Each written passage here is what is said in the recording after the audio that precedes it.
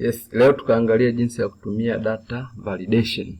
Data validation unaitumia pale ambapo unataka kuselect text au data yoyote kutoka kwenye saving yako, kutoka kwenye database. Instead of badala kuandika jina au badala kuandika namba moja kwa moja, na maana unakuwa una select au unachagua kwenye machaguo yako ulionayo. Yes, ili niweze kutumia hiyo data validation, kwa mfano hapa hivi nina hizi namba zangu ambazo nataka niwe nazichagua. Badala ya kuandika kwamba amepata 10, amepata 20, amepata ngapi, nitakuwa nachagua kutoka kwenye ile range yangu. Kwa cha kwanza unachotakiwa kufanya, una click hapa ambapo unataka uweke hayo machaguo yako kutoka kwenye range yako ulionayo. Kwa baada hapo unakuja tu kwenye data. Baada ya kuja kwenye data unakuja data validation. Then unapopiga data validation unakuja data validation. Hapo then unachagua sasa kwamba nataka niwe nachagua kutoka kwenye list yangu nilionayo. Kwa sasa hapo na allow nasema nichague kutoka kwenye list. Yes, kwenye list yangu source sasa nataka niwe natolea wapi? Nataka niwe natolea hapa hivi, ndo source yangu hii. Kwa nina highlight hiyo source. Kwa source yangu ni kutoka kwenye V1 mpaka kwenye V10. Hii hapa ndo range yangu. Yes. Kwa baada hapo naweza nikaongeza kwamba mtumiaji akikosea kuselect mwambieje.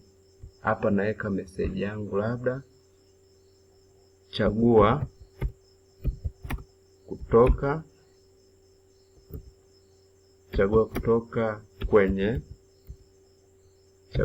kwenye selection. Lakini pia error akikosea nimwambieje. Hapa ni maelekezo, lakini akikosea nimwambie labda chagua alama kwa usahihi. Chagua alama kwa usahihi.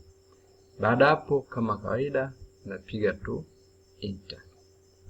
Yes, kwa baada ya kupiga enter hapa naweza tu nikaselect sasa ili iwafikie kwa wanafunzi wote, itumike kwa wanafunzi wote nilionao kwa hapo, na select tu kama kawaida. Yes, kwa nikija sasa nakuja sasa kutumia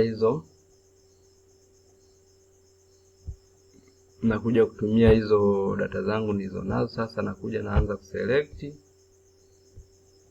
labda 40, 50 kama kawaida, kama unavyoona hapo. Yes, kwa hapo naweza nika copy form langu nione kitakachokuwa kinatokea. Na copy form langu nione kitakachokuwa kinatokea huku. Nione kitakachokuwa kinatokea.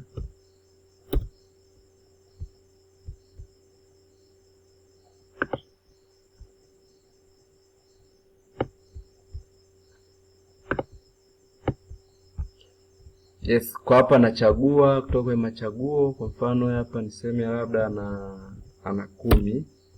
Nachagua hapa na 70.